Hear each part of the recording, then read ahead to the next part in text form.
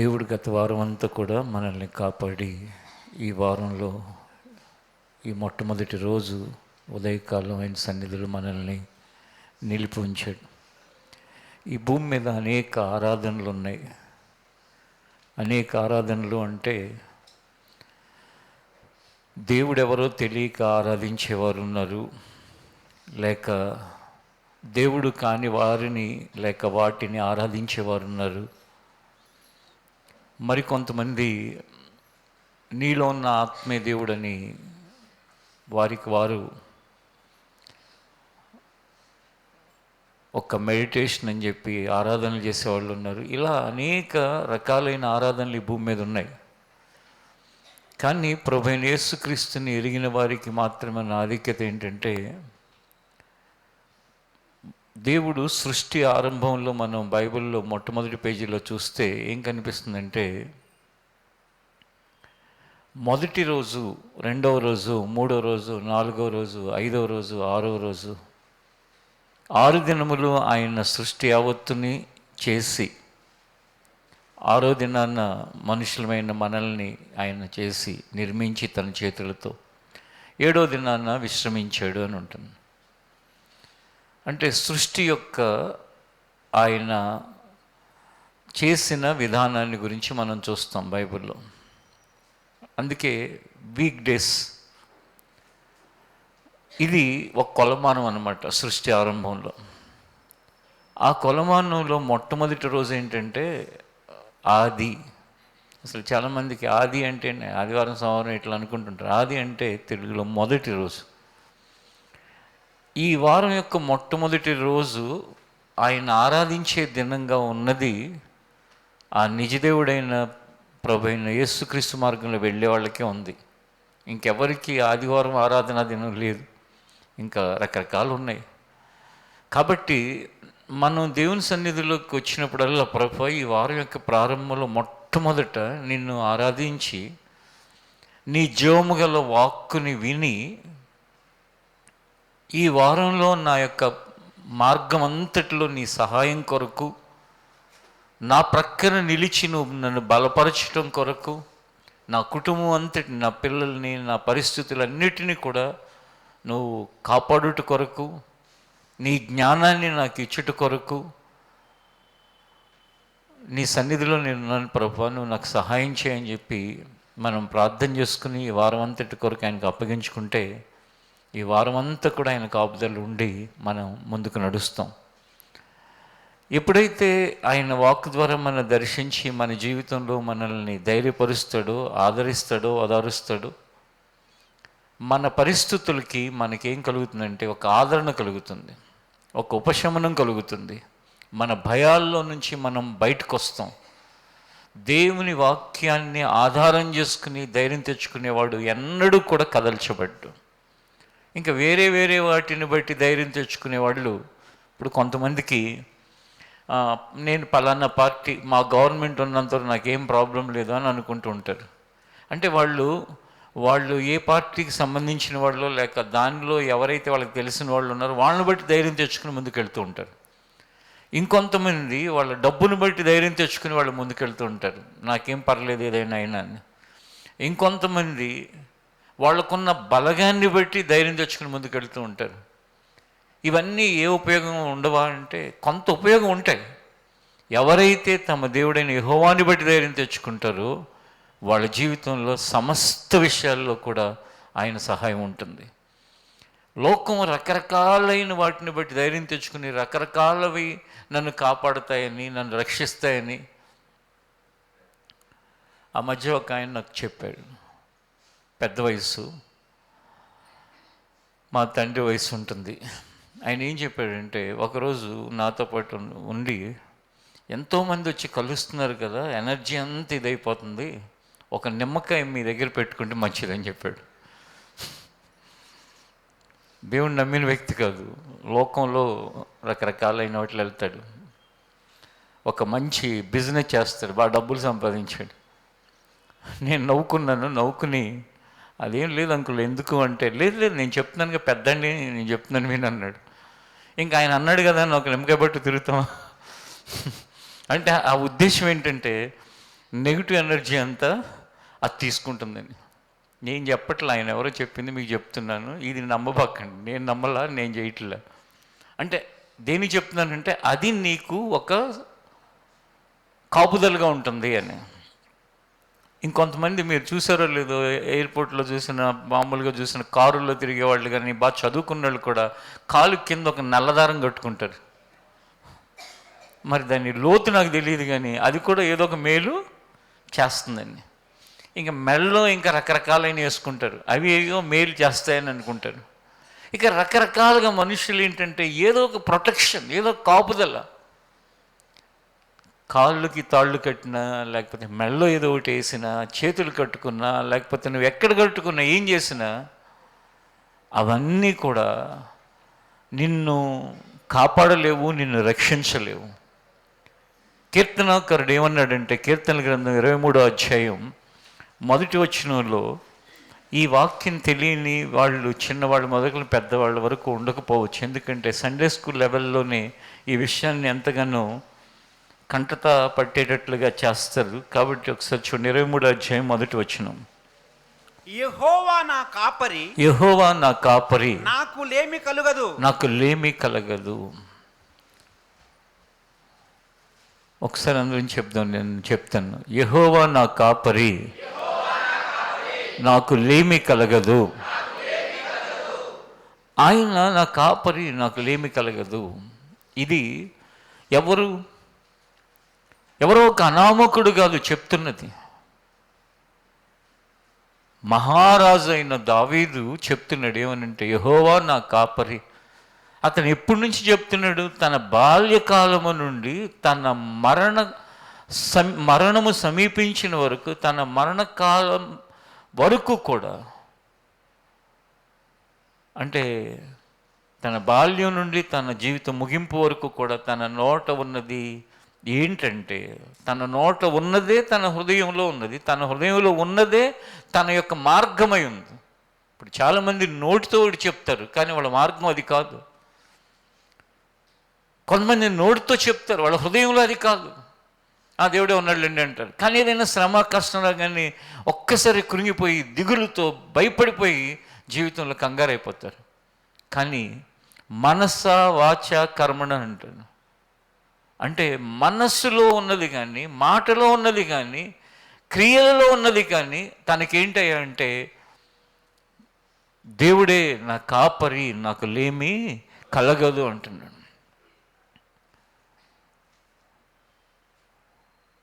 మీలో చాలా కాలంగా ప్రభువుని వెంబడిస్తున్న వారు, సంవత్సరాలుగా, ఒక 20 సంవత్సరాలు, 30, 40 సంవత్సరాలు వాళ్ళు కూడా ఉండుండొచ్చు. వాళ్ళని మనం వాళ్ళ హృదయం దగ్గరికి వెళ్ళి అడిగితే ఇదే మాట చెప్తారు. ఏమిటంటే, ఆయనే నా కాపరి, నాకు ఇప్పటి వరకు ఏలేమి కలగనివ్వలేదు, లేమి కలగదు. ఒకసారి మీరు ఫిలిప్పీలకు రాసిన పత్రికలో ఉన్న వాక్య భాగాన్ని కూడా మనం చదువుకుందాం. తీయండి. అపోస్తలుడైన పౌలు ఫిలిప్పీలకు రాసిన పత్రిక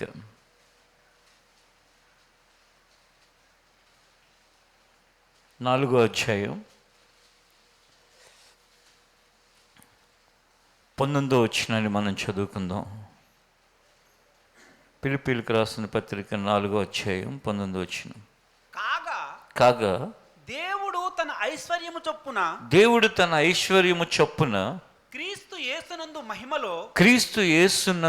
మహిమలో మీ ప్రతి అవసరమును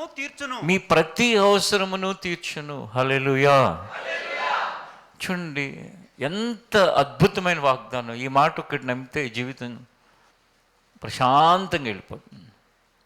ఆయన ఐశ్వర్యము చొప్పునంటే, దేవుని ఐశ్వర్యం ఎంత గొప్పది అంటే, ఈ భూమి మీద ఉన్న 700 కోట్ల కంటే ఎక్కువైన ప్రజలందరి అవసరతలను తీర్చగలిగిన ఐశ్వర్యవంతుడైన దేవుడు. అంతేగాని ఆయన ఇంతమంది చేశాను ఇంకా చేయలేనులే అంటే, గవర్నమెంట్స్కి లిమిట్ ఉంటుంది, కుటుంబాల్లో మనకు ఒక లిమిట్ ఉంటుంది. మనం కొంతవరకు చేయగలం, అది దాటిన తర్వాత మన సామర్థ్యం సరిపోదు, ప్రభుత్వాల సామర్థ్యం సరిపోదు. ఈ లోకంలో ఎవరైనా సరే, ఇక బిలియనీర్ అయినా లేక ఎవరైనా కూడా, ప్రతి వ్యక్తికి ఒక సామర్థ్యం ఉంటుంది. ఒక కెపాసిటీ ఉంటుంది. కానీ ఒకే ఒక్క వ్యక్తికి లిమిట్ చేయటానికి ఆయన సామర్థ్యాన్ని, ఆయన కెపాసిటీని కుదరదు. కారణం ఏంటంటే ఆయన అంత ఐశ్వర్యవంతుడైన దేవుడు. ఐశ్వర్యము అంటే కేవలం ధన సంబంధమైనదని కాదు. నీ సమాధానం లేక కలవరపడుతున్నావా, ఆ సమాధానం నువ్వు లేని పరిస్థితుల్లో సమాధానం కలిగించడానికి ఆయన ఐశ్వర్యవంతుడు.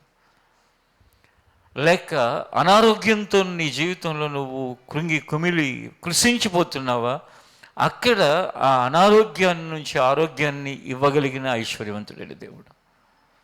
జ్ఞానం లేక నువ్వు నశించిపోతున్నావా? చాలాసార్లు జ్ఞానం లేక అనేకులు నశించిపోతూ ఉంటారు. ప్రధానంగా ఎన్నోసార్లు అండి, నేను అనుకుంటాను ఇన్నిసార్లు చెప్పాను కదా, మళ్ళీ ఏం చెప్తానులే అనుకుంటాను ఒక మాట.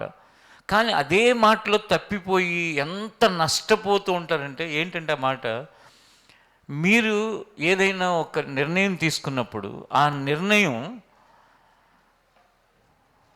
వేరే ఆ నిర్ణయం ఉదాహరణకి మీ పిల్లల్ని ఒక కాలేజీలో జాయిన్ చేయాలనుకుంటారు లక్షలు కట్టి. ఆ నిర్ణయం నీతో పాటు ఆ కాలేజీ, ఏ కాలేజీ బాగుంటుందని తెలిసిన నీ వెల్ విషర్స్, అంటే నీ శ్రేయోభిలాషులు, నీ క్షేమాన్ని కోరుకునే వాళ్ళతో సంప్రదించి నిర్ణయం తీసుకోండి అని చెప్తాను. లేకపోతే ఒక వ్యాపారం, లేకపోతే ఏదైనా ఒక ప్రాపర్టీ కొనేటప్పుడు. కానీ విచిత్రం ఏంటంటే ఎన్నిసార్లు చెప్పిన సరే కొంతమంది రేపుడితే అయిపోతుంది అన్నారు, అందుకని దాన్ని కొనేసాను అని. తీరా కొన్న తర్వాత 100 రూపాయలు పెట్టుకుంటే అది 60 రూపాయలు 70 రూపాయలు ఆడు మోసం చేస్తాడు. ఈ భూమి మీద చెప్తున్నాను, ఎంతో దైవ భయం ఉండి దేవుని యొక్క హృదయం కలవ కొద్దిమంది తప్ప, అన్న లేదు, తమ్ముడు లేదు, బామ్మది లేదు, ఇంకొకడు లేడు, స్నేహితుడు లేడు, ఎక్కువ శాతం మంది ఏదో విధంగా మన నిర్ణయాల నుంచి లాభపడాలని చూసేవాళ్ళు ఎక్కువ మంది ఉంటారు. మనసు పెట్టి విని జాగ్రత్త పడండి. అర్థమవుతుందా? ఉదాహరణకి ఒక ఎగ్జాంపుల్ చెప్తాను. మేము ఒక బిల్డింగ్లో రెంట్కుంటాం. ఎప్పటి నుంచి అంటే 2004 సంవత్సరం నుంచి, అంటే ఇప్పటికి 22 సంవత్సరాలు. ఈ బిల్డింగ్ ఓనరు కరీంనగర్లో ఉంటాడు. ఆయన ఒక లాయర్. వాళ్ళ అబ్బాయిని ఇంజనీరింగ్లో జాయిన్ చేయటానికి అని చెప్పి ఇంజనీరింగ్ సీట్ మాట్లాడమని వాళ్ళ బ్రదర్కి చెప్పాడు. బ్రదర్ అంటే ఎవరు? తోడల్లుడు. అంటే సొంత భార్యకి వాళ్ళ చెల్లెలు భర్త, అంటే తమ్ముడు అన్న అనుకుంటుంటారు బ్రదర్స్ అంటే. చూడమని చెప్తే మాట్లాడేశాను, ఇదిగో 1,50,000 సంవత్సరానికి అని చెప్తే ఫస్ట్ ఇయర్ ఎవరితో మాట్లాడాడో ఆయనతోనే కట్టించాడు. 2వ సంవత్సరం ఫీజు కట్టాలి. ఈ 2వ సంవత్సరం ఫీజు కట్టేటప్పుడు మళ్ళీ ఏం చేశాడంటే, ఆయన అక్కడి నుంచి నేను రావటం ఎందుకు, మా బ్రదరే కదా అని చెప్పేసి ఆ డబ్బులు పంపించాడు. ఈయన కట్ల, ఎందుకంటే కడదాంలో ఇంకా టైం ఉంది కదా అని దాన్ని దేనికి వాడుకున్నాడు. ఈ కాలేజీ వాళ్ళు ఓనర్ ఆయనకి ఫోన్ చేస్తున్నారు వాళ్ళ అబ్బాయి గురించి, మీ అబ్బాయి ఫీజు కట్టలేదండి అని చెప్పేసి తండ్రికి ఫోన్ చేస్తున్నారు. ఆయన ఏం చేశాడు, ఏదో పని మీద హైదరాబాద్ వచ్చినప్పుడు ఆ దారిలోనే కాలేజీ అయితే కాలేజీకి వెళ్ళాడు. తీరా చూస్తే అక్కడ మాట్లాడింది 1,00,000 రూపాయలకి. అంటే సంవత్సరానికి ఎంత కొట్టేస్తున్నాడు? 50,000. ఫీజులు ఎగిరిపోయి గుడ్లు తేలేసి ఇంకా ఏం మాట్లాడాలో ఆయనకు అర్థం కాక ఇంటికి వచ్చి నాతో చెప్పాడు, ఏమనండి సార్ చూడండి అసలు ఇంత నమ్మాను నేను, ఇదిగో ఇట్లా చేశాడని చెప్పేసి. అంటే అందరూ అట్లాగే చేస్తారని కాదు, రకరకాలైన దారుల్లో చేస్తూ ఉంటారు. అందుకే ఏదైనా నిర్ణయం తీసుకునేటప్పుడు కొంచెం జ్ఞానంగా మన క్షేమాన్ని కోరే వారిని 2-3 సలహా తీసుకుని, ఇది మంచి నిర్ణయమేనా, లేక ఇది ఇంతవరకు చేయొచ్చా, చేయకూడదా, ఇది ఇలా పెడితే అంటే మీ బుర్ర లోపలికి అది ఎక్కి మీరు అంటే 10 రూపాయలు 100 రూపాయలు 1000 రూపాయలు మన కెపాసిటీ కంటే చిన్న చిన్న అమౌంట్ల విషయం పెద్ద పట్టించుకోగలరు. కానీ పెద్ద పెద్ద ప్రాపర్టీలు కొనేవాళ్ళు ఉంటారు, లక్షలు పెట్టి ఇల్లు స్థలమో లేకపోతే ఇంకోటో ఇలాంటి పరిస్థితులు. ఇంకొక ఆయన కార్లు అమ్ముతూ ఉంటాడు మన చర్చిలో. అంటే ఒకే వ్యక్తి లేడు, 2-3 ఉన్నారు. ఓకే, ఆయన అంటాడు, అన్న కార్లు కొనడానికి కానీ తీసుకొస్తారు సొంత బాబాయిల్ని పెద్దనాన్నల్ని, లేకపోతే అన్న తమ్ముడు అంటారు, వాళ్ళేమో పల్లెటూరులో ఉంటారు కొనుక్కునేవాళ్ళు, ఈడేమో సిటీలో ఉంటాడు. రేపు వాళ్ళని తీసుకొచ్చేటప్పుడు ముందు చెప్తాడంట వచ్చి, అన్న ఒక 20,000 పక్కన పెట్టాను అంటాడంట. అంటే ఏంటి, ఆ కారు 20,000 నువ్వు ఎక్కువ చెప్పాలి, వాళ్ళకి అమ్మేసిన తర్వాత 20,000 నాకు ఇవ్వాలి. అక్కడికి వచ్చి మా బాబాయ్కి కారు అన్న మంచి కారు చూడు, మా మా అన్నయ్యకి కారు అన్న మంచి కారు చూడు అని చెప్పేసి ఇక్కడ ఎంతో హెల్ప్ చేస్తున్నట్టుగా నటన. కానీ లోపల నుంచి సైడ్ నుంచి వీళ్ళకి పనులేంటి? కమిషన్లు, మోసాలు. ఇది లోకం. ఇది ఇది మాట సహాయంలా చేసినట్టుగా మళ్ళీ ఇంకో ప్రక్క నుంచి డబ్బులు. అంటే ఎవరో అలా చేసేవాళ్ళని నేనేం దూషించట్లేదు, కానీ మన మట్టుకు మనం జాగ్రత్తగా బ్రతకాలి. ఎందుకు అంటే దేవుడు మనకి ఇచ్చిన జ్ఞానము. అందుకే జ్ఞానం నీకు కొదువుగా ఉంటే, జ్ఞానం లేక ఎంతమంది ఎన్ని తప్పులు చేస్తూ ఉంటారు. కొన్నిసార్లు కుటుంబాలే నాశనం అయిపోతాయి, కొన్నిసార్లు జీవితాలే నాశనం అయిపోతాయి. మన చర్చిలోని ఒక సహోదరి వాళ్ళ రిలేషన్ తెలిసి తెలియక జ్ఞానం లేక అనేక అప్పులు చేసి చివరికి ఆయన ఆత్మహత్య చేసుకుని చనిపోయాడు. గత వారంలోనే జరిగింది ఆ సంఘటన. ఎంతో హృదయాన్ని కలిచివేసింది. రాత్రి అడిగాను, అమ్మ వయసు ఎంత అంటే 46 సంవత్సరాలు. అంటే జ్ఞానం లేక మనం చేసే పనులు మన జీవితంలో మన ప్రాణం మీదకి తేవచ్చు, లేక మన కుటుంబాలను నష్టపరచవచ్చు, మన జీవితాన్ని దారి తప్పించవచ్చు. అందుకే దేవుడు ఏమంటున్నాడంటే, నీ ప్రతి అవసరతను తీర్చడానికి నేను ఐశ్వర్యవంతుడైన దేవుణ్ణి. నీ జీవితంలో ఏ విషయమైనా సరే నీకు జ్ఞానం లేదు, నువ్వు చేయాల్సిందేంటి? ప్రభువా, నా కుటుంబాన్ని ముందుకు నడిపించడానికి కావాల్సిన జ్ఞానాన్ని నాకు దయచేయి. ఆయన తన ఐశ్వర్యంలో నుండి ఆ జ్ఞానమును నీకు అనుగ్రహించేవాడు. ఇద్దరికి వాక్యం చెప్తున్నప్పటి నుంచి ఈ పరిచర్యను నడిపించడానికి నేను ఆధారపడింది ఏ వ్యక్తుల మీదో కాదు, లేక నాకంటే ముందున్న గొప్ప గొప్ప వాళ్ళ మీదో కాదు. అంటే వాళ్ళ మీద ఆధారపడకూడదని కాదు, వాళ్ళ దగ్గర నేర్చుకోవచ్చు, అన్నీ చేయొచ్చు. కానీ వాళ్ళకి పైన ఒక వ్యక్తి ఉంటాడు, ఆయనను ఆధారం చేసుకుంటే ఏమని, ప్రభువా నా వల్ల కాదు, నేను ఏం చేయలేను. నిజంగానే ఏం చేయగలుగుతామండి? ఎన్ని రకాల మనస్తత్వాలు గల వాళ్ళు, రకరకాల మోసగాళ్ళు వస్తూ ఉంటారు, అన్యాయస్తులు వస్తూ ఉంటారు, చర్చిని స్వార్థానికి వాడుకునేవాడు వస్తూ ఉంటాడు, చర్చిలో ఎవరినో ఏదో విధంగా ట్రాప్ చేసేవాళ్ళు వస్తూ ఉంటారు. వీళ్ళందరి విషయంలో ఇది ముందుకి నెమ్మదిగా క్షేమంగా కొనసాగటానికి ఆయన జ్ఞానం తప్ప మరొకటి ఏది ఉపయోగపడదు. ఒకవైపున మనం మనిషిగా జాగ్రత్తగా ఉంటాం, ఇంకొక దారిలో ఇది పరిశుద్ధాత్ముడు ఎక్కడ సంచరించి ఎవరి జీవితంలో ఏం జరుగుతుందో ఎరిగిన వాడై ఆయన నడిపిస్తే తప్ప మన శక్తి, మన సామర్థ్యం, అనుకున్నది ఏది సరిపోదు. అందుకే ముఖ్యంగా నిజంగా చెప్పాలంటే కనుక దేవుని దగ్గర నుంచి నాకు అదివు, నాకు ఇదివు, నీ ఐశ్వర్యం చెప్పున నాకు గృహాన్ని దయచే, నీ ఐశ్వర్యం చెప్పున నాకు ఒక కారు దయచే, నీ ఐశ్వర్యం చెప్పున నాకు అద్దయిచే, ఇద్దయిచే, అవన్నీ అడగొచ్చు, అవసరాన్ని బట్టి అడగాలి. కానీ దానికంటే ముందు వరుసలో నిలబడేది ఏంటంటే, ప్రభువా ఈ జీవితాన్ని అంతం వరకు నీ మార్గంలో నడవటానికి కావాల్సిన జ్ఞానాన్ని నాకు దయచేయి ప్రభువా అని నువ్వు అడిగితే ఆయన తన ఐశ్వర్యము చొప్పున మన ప్రతి అవసరతని తీరుస్తాడు. భూమి మీద ఫినాన్షియల్ అడ్వైజర్లు ఉంటారు, అంటే ఆర్థిక సంబంధమైన సలహాలు ఇచ్చేవాళ్ళు, డబ్బులు తీసుకుని నీకు సలహాలు ఇస్తారు. ఇంకొంతమంది నీ ఫిజికల్ ఫిట్నెస్ కోసం వాళ్ళు సలహాలు ఇస్తారు, జిమ్ ట్రైనర్స్ అని ఉంటారు. అలాగే ఈ లోకంలో మనకి హాస్పిటల్కి వెళితే మన ఆరోగ్యాన్ని గురించి సలహాలు ఇస్తూ ఉంటారు. వీటన్నిటిలో దేవుడు యొక్క ఆయన యొక్క జ్ఞానము నీ జీవితాన్ని అంతవరకు నడిపించగలదు. అదే ఆయన మన కాపరి అని అనటానికి నిదర్శనం. ఆయన మనకి తన ఐశ్వర్యంలోంచి ప్రతి అవసరత తీరుస్తాడు అనటానికి అదే మన జీవితంలో గుర్తు. అందుకే ఆయన మనతో చెప్తున్నాడు ఏమనంటే, మన దేవుడు, మన ప్రభు, మనం ఆరాధిస్తున్న మన తండ్రి మహా ఐశ్వర్యవంతుడైన దేవుడు. అందుకే ఆయన ఆధారం చేసుకున్న వాళ్ళ జీవితాలను చూడండి, ఎంత చక్కగా ఆయన నడిపించాడు, ఏం తక్కువ కాకుండా అలా నడిపించాడు. కాబట్టి దావీదు అంటున్నాడు, ఆయన నా కాపరి, నాకు లేమి కలగదు అని. మీరు యోహాను సువార్తను తెరిస్తే నూతన నిబంధన సంఘంలో యేసుక్రీస్తు మన కొరకు మార్గంగా వచ్చి మన కొరకు ఆయన చివరి రక్తబొట్టు వరకు చిందించి తన ప్రాణం పెట్టిన ఆయన శరీరధారి అన్నప్పుడు ఏం చెప్పాడంటే, యోహాను సువార్త 10వ అధ్యాయం 11వ వచనం,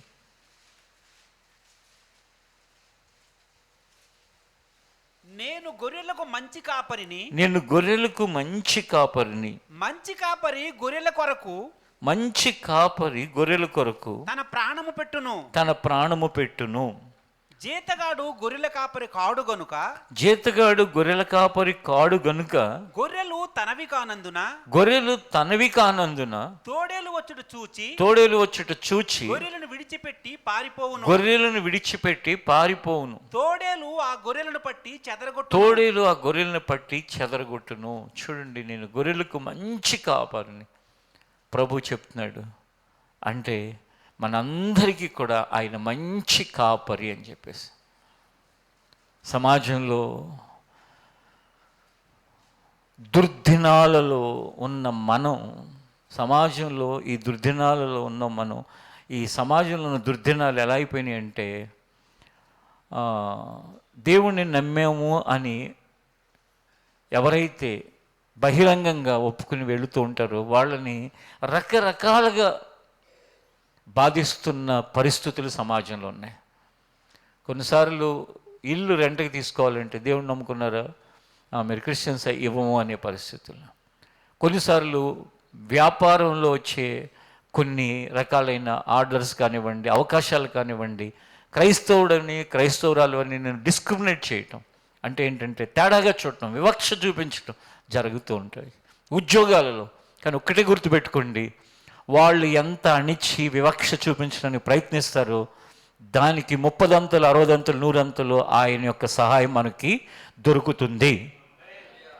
ఆయన తప్పకుండా మన చేయి పట్టుకుని మన జీవితాన్ని ముందుకు తీసుకువెళ్తాడు. ఆ చిన్న విషయాన్ని చూసి అధైర్యపడి వాళ్ళని తిట్టుకోవటం, వాళ్ళని దూషించడం చేయబాకండి. వాక్యం ఏమని చెప్తుంది? లోకాసువార్త 6వ అధ్యాయం తీయొద్దు కానీ మీ శత్రువుల్ని ప్రేమించండి అని చెప్తాను. మిత్రులు కాదు ప్రేమించు, శత్రువుల్ని ప్రేమించు.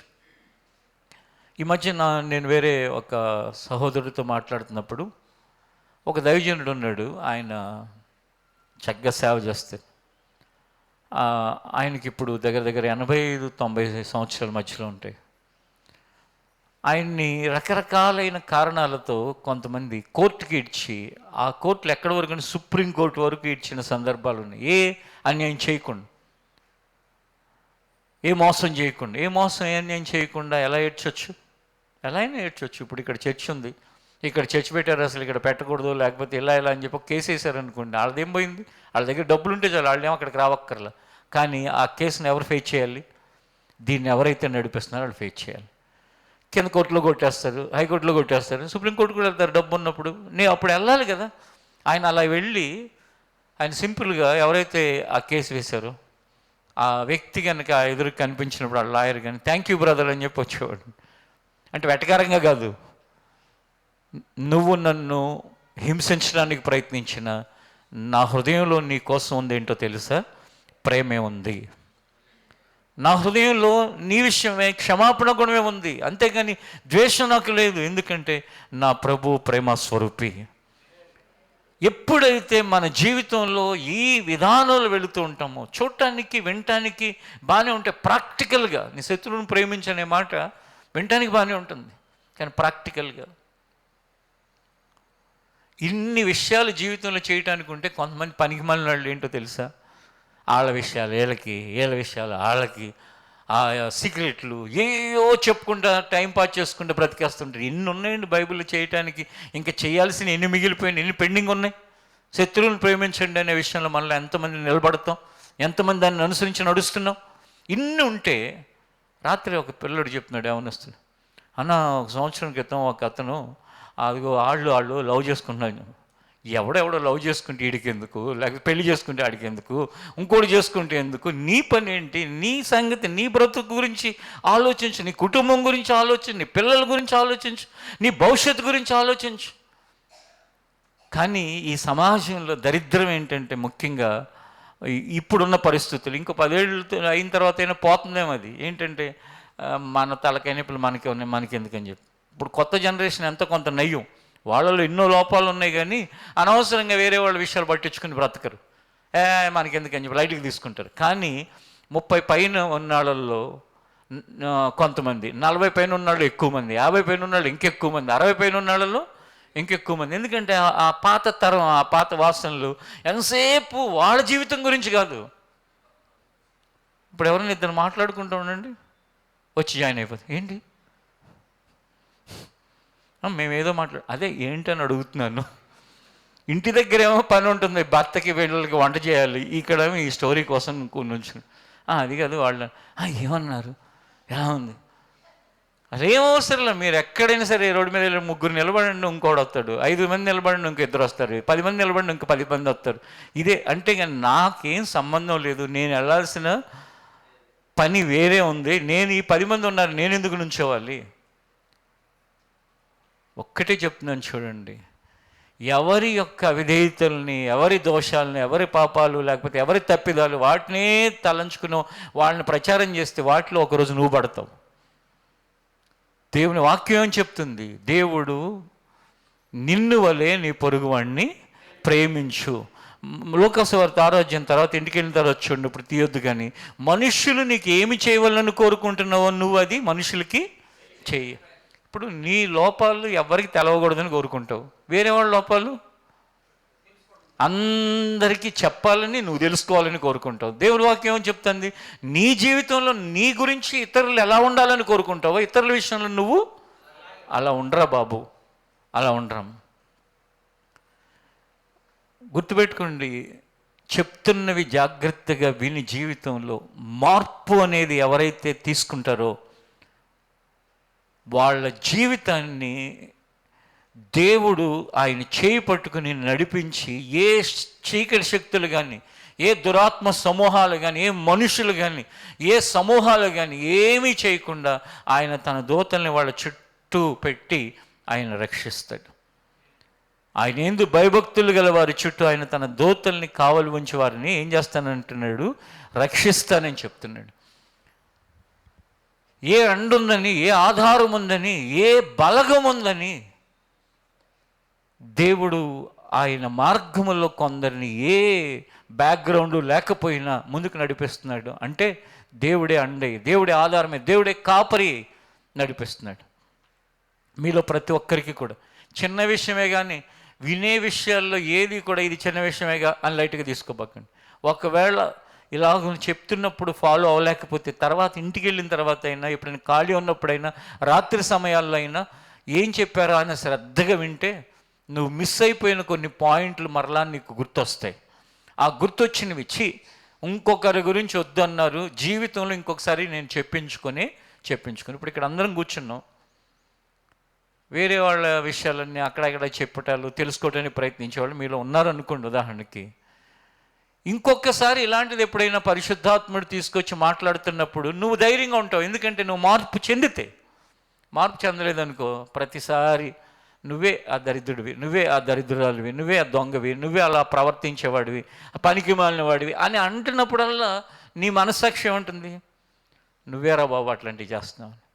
నువ్వు గనక ఆ విషయాన్ని జీవితంలో మార్చుకున్నావు అనుకో, ఇంకొకసారి ఎక్కడ చెప్పినా, ఈ ప్రపంచంలో ఎక్కడ చెప్పినా, నేనైతే ఆ మార్గంలో ఇప్పుడు లేను, దేవుడు నాలో మార్పు కలిగించాడు. హల్లెలూయా, హల్లెలూయా. ఆయన నా కాపురే ఉండాలంటే కనుక నా జీవితంలో వీటిలో నాకు జయం రావాలి. ఆయన నా కాపురే నన్ను రక్షించాలి అంటే నాకు అలాంటి వాటితో నాకు ఏమాత్రం సంబంధం ఉండకూడదు. దేవుడు తన ఐశ్వర్యము చొప్పున ప్రతి అవసరత తీర్చాలి అంటే కనుక నాలోని బలహీనతలు నేను విడిచిపెట్టాలి. యెషయా గ్రంథం 41వ అధ్యాయం దగ్గర కూడా ఒకసారి రండి. పరిశుద్ధ గ్రంథమైన బైబిల్లో నుండి యెషయా గ్రంథం 41 కాదు 40వ అధ్యాయం 11వ వచనం. గొర్రెల కాపరి వలె ఆయన తన మందను మేపును, తన బాహువుతో గొర్రె పిల్లలను కూర్చి రొమ్మును ఆనించుకుని మోయును, పాలిచ్చు వాటిని ఆయన మెల్లగా నడిపించును. తన పుడిసిటిలో జలములు కొలిచిన వాడెవడు? తన పుడిసిటిలో జలములను కొలిచిన వాడెవడు? జానతో ఆకాశముల కొల చూచిన వాడెవడు? జానతో ఆకాశముల కొల చూచిన వాడెవడు? భూమిలోని మన్ను భూమిలోని మొన్ను కొలపాత్రలో ఉంచిన వాడెవడు? కొలపాత్రలో ఉంచిన వాడెవడు? త్రాసుతో పర్వతములను తూచిన వాడెవడు? త్రాసుతో పర్వతములను తూచిన వాడెవడు? తూనిక చేత కొండలను తూచిన వాడెవడు? తూనిక చేత కొండలను తూచిన వాడెవడు? యెహోవా ఆత్మకు యెహోవా ఆత్మకు నేర్పిన వాడెవడు? నేర్పిన వాడెవడు? ఆయనకు మంత్రి అయి ఆయనకు మంత్రి ఆయనకు బోధపరిచిన వాడెవడు? ఆయనకు బోధపరిచిన వాడెవడు? ఎవని యొద్ద ఆయన ఆలోచన అడిగెను? ఎవని యొద్ద ఆయన ఆలోచన అడిగిన? ఆయనకు వివేకము కలుగజేసిన వాడెవడు? ఆయనకు వివేకము కలుగు చేసిన వాడెవడు? న్యాయమును గూర్చి ఆయనకు నేర్పిన వాడెవడు? నేర్పిన వాడెవడు? ఆయనకు జ్ఞానము అభ్యసింపజేసిన వాడెవడు? ఆయనకు జ్ఞానమును అభ్యసించిన వాడెవడు? ఆయనకు బుద్ధి మార్గము బోధించిన వాడెవడు? ఆయన బుద్ధి మార్గమును బోధించిన వాడెవడు? జనములు చేద నుండి జారు బిందువుల వంటివి. జనములు చేద నుండి జారు బిందువుల వంటివి. జనులు త్రాసు మీద ధూళి వంటి వారు. జనులు త్రాసు మీద ధూళి వంటి వారు. ద్వీపములు గాలికి ఎగురు సూక్ష్మ రేణువుల వలె నున్నవి. ద్వీపములు గాలికి ఎగురు సూక్ష్మ రేణువుల వలె ఉన్నవి. చూడండి, దేవుడు కాపాడకపోతే ఆయనంట గొర్రె పిల్లలు, పాలు తాగే గొర్రె పిల్లల్ని ఏ విధంగా అయితే జాగ్రత్తగా మెల్లగా అవి నడిపిస్తారు కాపరి, అలాగున నువ్వు ఇప్పుడిప్పుడే దేవుని తెలుసుకున్న వాడివి, తెలుసుకున్నదాన్ని మెల్లగా ఆయన నడిపిస్తాడు. నువ్వు కొంచెం ఎదిగిన వాడివి, నీకు కావలసిన ఆహారాన్ని నీకు ఇచ్చి నడిపిస్తాడు. నీ జీవితంలో ఆయన గొర్రెల కాపరి గొర్రె పిల్లల్ని రొమ్మున ఆనించుకుని ఏ విధంగా అయితే మోస్తాడు. ఎప్పుడైనా గొర్రెల కాపరులు గొర్రెల మందని తీసుకెళ్ళినప్పుడు చూస్తే ఎక్కడైనా సడన్గా పుట్టినాయి అనుకోండి, వాటిని ఇలా పట్టుకుని జాగ్రత్తగా రొమ్మున ఆనించుకుని తీసుకుని వెళ్తారు. కారణం ఏంటంటే అవి చిన్నవని. అలాగే మన విషయమై దేవుడు అంత జాగ్రత్త తీసుకుంటాడు. మన క్షేమం కోసం మనల్ని దిద్దినప్పుడు, బుద్ధి చెప్పినప్పుడు మనకి బాధగా ఉంటుంది. కానీ ఆయన ఉద్దేశం ఏంటంటే మనం చెడిపోకూడదు, మనం పాడైపోకూడదు, మనం నశించిపోకూడదు, మన జీవితంలో మనం దారి తప్పకూడదు, మనం అంతం వరకు కూడా క్షేమంగా ఉండాలి. అది దేవుని యొక్క ప్రణాళిక అండి. చాలామంది దేవుని ప్రణాళికను అర్థం చేసుకోకుండా దేవుడు కూడా మాకు ఏం చేయట్లేదు అని చెప్పేసి ఒక అజ్ఞానపు స్టేట్మెంట్ని వదులుతూ ఉంటారు. అంటే వాళ్ళు చెప్తూ ఉంటారు. పొరపాటున జీవితంలో దేవుడు ఏం చేయలేదనే మాట ఎవరి నోట రాకూడదు. ఎందుకు అంటే ఇంకా మనం సజీవులమై ఉన్నామంటే ఆయన దయ, ఆయన కృపే కానీ మరొకటి కానే కాదు. నువ్వు తినే ఆహారం, నువ్వు ధరిస్తున్న వస్త్రాలు, నువ్వు నివసిస్తున్న ఆ పరిస్థితులు, ఇవన్నీ కూడా ఆయన దయ వలన మనకు అనుగ్రహించబడ్డాయి. మనం వాస్తవానికి చూస్తే మరణానికి పాత్రులు. మనం పాపం వలన వచ్చే శిక్ష, పాపం వలన వచ్చే జీతం మరణం. ఆ మరణ శిక్షను తప్పించి తన ప్రాణమును మన కొరకు అడ్డుపెట్టి మన జీవితాన్ని ఏం చేస్తున్నాడంటే సజీవులుగా ముందుకు నడిపిస్తున్నాడు. ఈ లోకంలో ఎలాంటి పరిస్థితుల మధ్యలో మనం ధైర్యంగా ముందుకు వెళ్ళవలసింది ఏంటంటే ఆ గొర్రె పిల్లను గొర్రెల కాపరి ఏ విధంగా అయితే రొమ్మును ఆనించుకుని దాన్ని మోసి నడిపిస్తాడో, నిన్ను నన్ను ఆయన అలాగూ నడిపించే ఒక మంచి కాపరిగా ఉన్నాడు. ఒంటరిగా దేవుని సన్నిధిలో ఇప్పుడు వాక్యం అయిపోయిన తర్వాత కానీ, లేకపోతే ఇంటి దగ్గర కానీ ఎప్పుడైనా సరే దేవుని యొక్క మంచితనాన్ని తలంచుకుని ఎలా ప్రార్థన చేస్తే కృతజ్ఞతతో నువ్వు కన్నీరు విడుస్తావు. ఎందుకంటే ఎన్ని ఆపదల్లో నుండి నన్ను కాపాడావు ప్రభువా, ఎన్ని సమస్యల్లోంచి నన్ను విడిపించావు. నా జీవితం ఎక్కడ ప్రారంభమైంది, ఈ రోజున ఎక్కడుంది, నా పరిస్థితులు ఎలాంటివి, ఈరోజు నా పరిస్థితులు ఏంటి. కొన్నిసార్లు కొందరి జీవితాల్లో ఒకప్పుడు ఆర్థికంగా చాలా చాలా చాలా మంచి పరిస్థితులు ఉండొచ్చు, కానీ ఈ రోజున ఆర్థికంగా లేమిలో ఉండొచ్చు. కానీ ఆర్థికంగా నీకు అన్ని సమృద్ధి ఉన్న రోజున లేని శాంతి, సమాధానము, నిరీక్షణ. ఇప్పుడు మనందరికీ ఒక నిరీక్షణ ఉంది. అదేంటంటే ఈ లోకాన్ని విడిచిపెడితే మనం ఎక్కడుంటామంటే దేవునితో ఉంటాం. దేవుని రాజ్యం, మనకి శాశ్వతమైన నివాస స్థలములు మన కొరకు ఏర్పరచబడ్డాయి.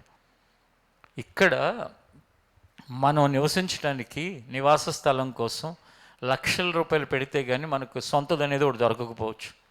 కానీ దేవుని దగ్గర మన నివాస స్థలానికి నీ దగ్గర ఏ డబ్బు ఉండనవసరం లేదు. నీ దగ్గర ఏమీ లేకపోయినా, ఇక్కడ నీవు ఎలాంటి వాడవైనా, ఎలాంటి దానివైనా, అంటే ఏంటంటే నువ్వు చిన్నవాడవైనా, ఆర్థికంగా ఎదిగిన వాడవైనా, లేక ఆరోగ్యము సరిగా ఉన్నా లేకపోయినా, అక్కడ దేవుని దగ్గర నివాస స్థలం నీకు నాకు సిద్ధపరచబడి ఉంది. ఆ నిరీక్షణ మనకు.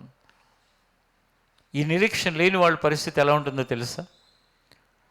మరణకాలం దగ్గర పడుతున్న కొలది వాళ్ళల్లో ఆందోళన పెరిగిపోతుంది. వృద్ధాప్యం పెరుగుతున్న కొలది, అంటే 50లో ఉన్న వాళ్ళు 60లోకి వెళుతున్న కొలది కలవరం, 70లోకి వెళ్తున్న ఇంకా కలవరం. కారణం ఏంటంటే, అయ్యో ఇంకా అయిపోయిందా నా జీవితం, అయ్యో ఇంకా నేను చనిపోతానా.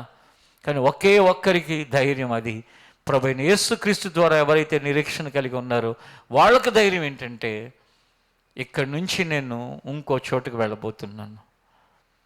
అది మరింత శ్రేష్టమైన స్థలం. ఇక్కడ ఆయనను కలిగిన ఉన్న మనం శ్రేష్టమైన వారు, ధన్యులు.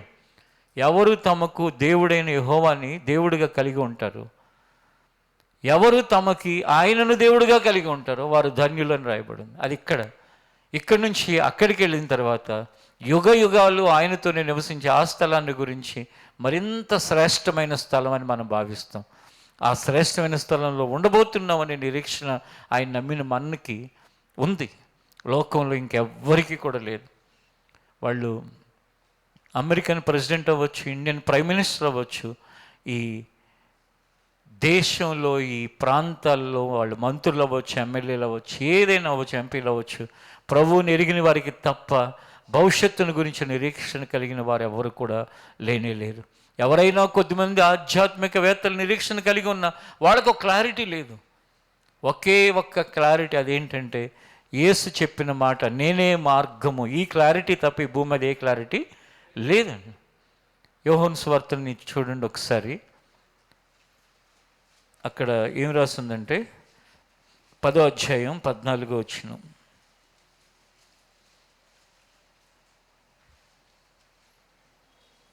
నేను గొర్రెల మంచి కాపరిని, తండ్రి నన్ను ఎలాగును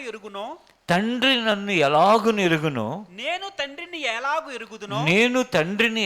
ఎరుగుదునో అలాగే నేను నా గొర్రెలను ఎరుగుదును. నా గొర్రెలు నన్ను ఎరుగును. మరియు గొర్రెల కొరకు నా ప్రాణము పెట్టుచున్నాను. నేను తండ్రిని ఎరిగినట్లుగా, తండ్రి నన్ను ఎరిగినట్లుగా మిమ్మల్ని నేను ఎరిగి ఉన్నాను, మీరు నన్ను ఎరిగి ఉన్నారు. మనందరినీ బాగుగా ఎరిగినవాడు ఆయన. మనందరి అవసరతను తీర్చడానికి ఆయన సజీవుడుగా ఉన్నవాడు. మన పరిస్థితులన్నిటినీ ఎరిగి మనల్ని చక్కగా నడిపిస్తున్నవాడు. మనం చిన్నగా ఉన్నప్పుడు ఎలా నడిపించాలి, బాధలు ఉన్నప్పుడు ఎలా నడిపించాలి, మన పరిస్థితులు మనకి అన్ని వైపులా ఒత్తిడిలో ఉన్నప్పుడు ఎలా నడిపించాలి, అన్నిటిని బాగా ఎరిగిన వాడు. ఈ ఉదయకాలం నువ్వు దేనిని బట్టి ధైర్యంతో ఉన్నప్పటికీ వాటి అన్నిటికంటే ముందు వరుసలను ఉంచుకోవాల్సింది, యెహోవా నా కాపరి, నాకు లేమి కలగదు. లేమి అంటే కొదువ కలగదు. బాధ, శ్రమ, ఇబ్బంది, నాకేమీ వరి లేదు. కారణం ఏంటంటే బాధ ఇప్పుడు ఉంది, బాధ తర్వాత నెమ్మది కలుగుతుంది. భయం ఇప్పుడు నాకుంది, భయం తర్వాత నాకు ధైర్యం కలుగుతుంది. ఎందుకంటే నా దేవుని బట్టి నా ధైర్యం, నా దేవుని బట్టి నాకున్న బలం, ఆయనే నా ఆధారం, ఆయనే నా అండ, ఆయనే నా సమస్తం. రేపటి దినం ఉంటుందా అని మనం భయపడిన రోజులు కూడా మనలో అనేకులకు ఉండొచ్చు. కానీ మనం భయపడినట్లుగా రేపటి దినం లేకుండా చేయలేదు. కానీ మరలా రేపు మనకి ఆయన ఇచ్చాడు. ఇలా ఎన్ని రోజులు, ఎన్ని నెలలు, ఎన్ని సంవత్సరాలు ఇక ఈ శ్రమలో నుండి, ఈ కష్టం నుంచి నేను బయటపడగలనా?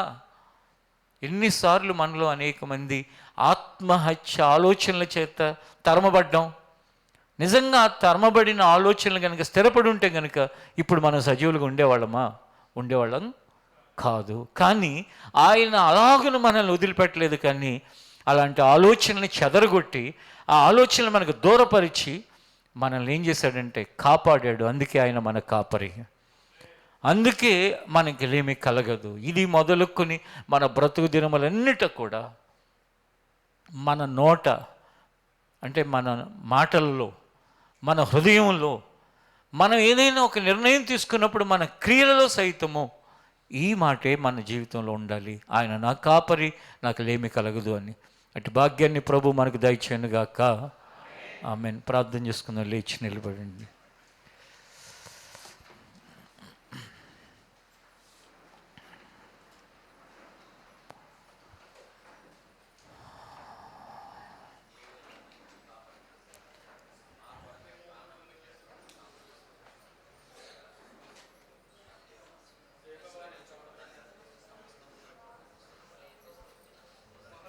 అందరూ కన్నులు మూసుకుని ధ్యానపూర్వకంగా ఉండి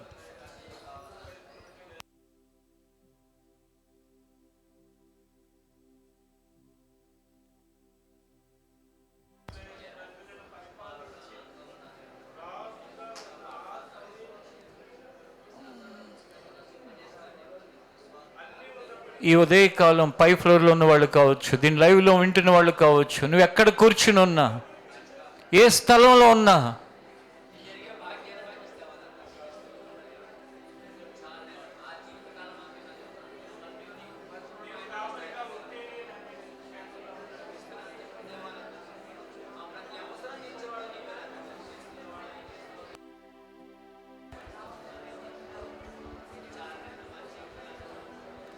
మనస్ఫూర్తిగా దేవుడితో చెప్పండి, దేవా, దావీదుకే కాదు నాకు కూడా నీవే కాపరివి, నాకు ఏమి కలగదు.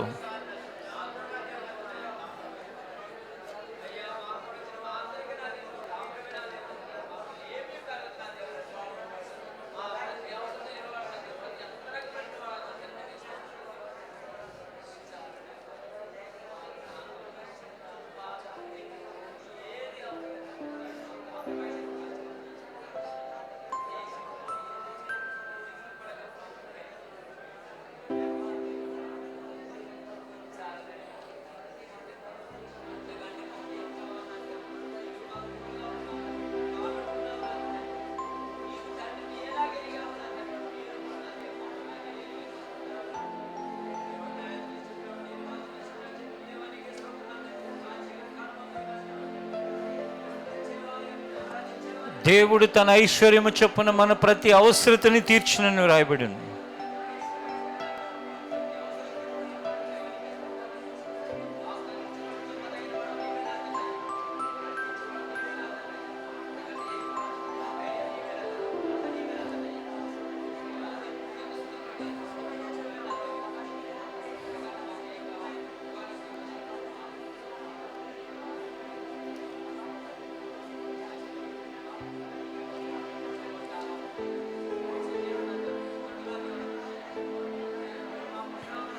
ఆమేన్. యెహోవాయే నా కాపరిగా నాకేమీ కొదువగును. యెహోవాయే నా కాపరిగా నాకేమీ కొదువగును. నా బ్రతుకు దినములన్నీయును,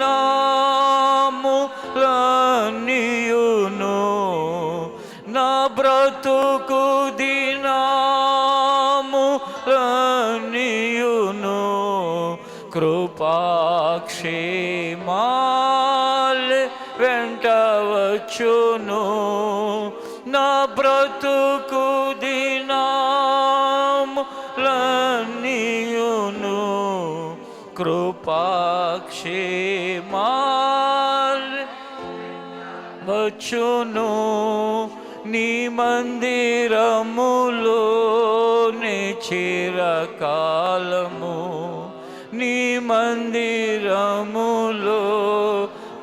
చిరకాలము నివాసము చేయ నాసింతును, నివాసము చేయ నాసింతును.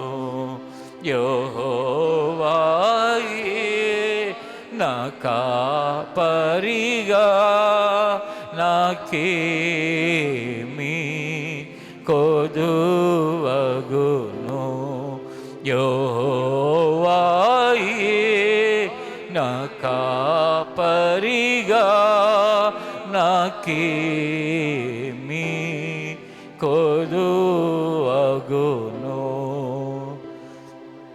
కేవలం పెదవులతోనే కాకుండా హృదయ లోతుల్లో నుండి మరొకసారి నేను పాడుతున్నప్పుడు ఈ మాట నువ్వు దేవునితో చెప్పగలవా? దేవా, నీవే నా కాపరిగా, నాకేమీ కొదువు కాదు. యెహోవాయే కాపరిగా, నాకేమీ కొదువగును, నాకేమీ కొదువగును. అందరూ కూడా మనస్ఫూర్తిగా చెప్పాల్సిన విషయం ఏంటంటే, నా బ్రతుకు దినములన్నీయును, నా బ్రతుకు దినములన్నీయును కృపాక్షేమాలే వెంటవచ్చును. నా బ్రతుకు దినములన్నీయును కృపాక్షేమాలే వెంటవచ్చును. నీ మందిరములో కాలము, నీ మందిరములో కాలము, నివాసము చేయ నాసింతును, నివాసము చేయ నాసింతును. యెహోవాయే నా కాపరిగా, నాకేమీ కొదువగును, నాకేమీ కొదువగును.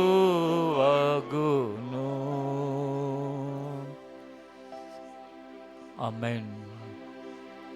పరిశుద్ధుడా, జీవాధిపతి, ఈ ఉదయకాలము నీవు మాతో ఏది మాట్లాడావో ఆ మాటను విన్న ప్రతి ఒక్కరి జీవితంలోనూ స్థిరపరచునైనా హృదయ లోతుల్లో దానిని ముద్ర వేయండి ప్రభువా. కూర్చున్నా, నిలబడినా, ప్రయాణించినా, ఎక్కడ ఉన్నా నాకు లేమి కలగదు. కారణం ఆయన నా కాపరి. తన ఐశ్వర్యములో నుండి నా ప్రతి అవసరత ఆయన తీరుస్తాడని ధైర్యంగా సాగిపోయే భాగ్యాన్ని దయచేయి.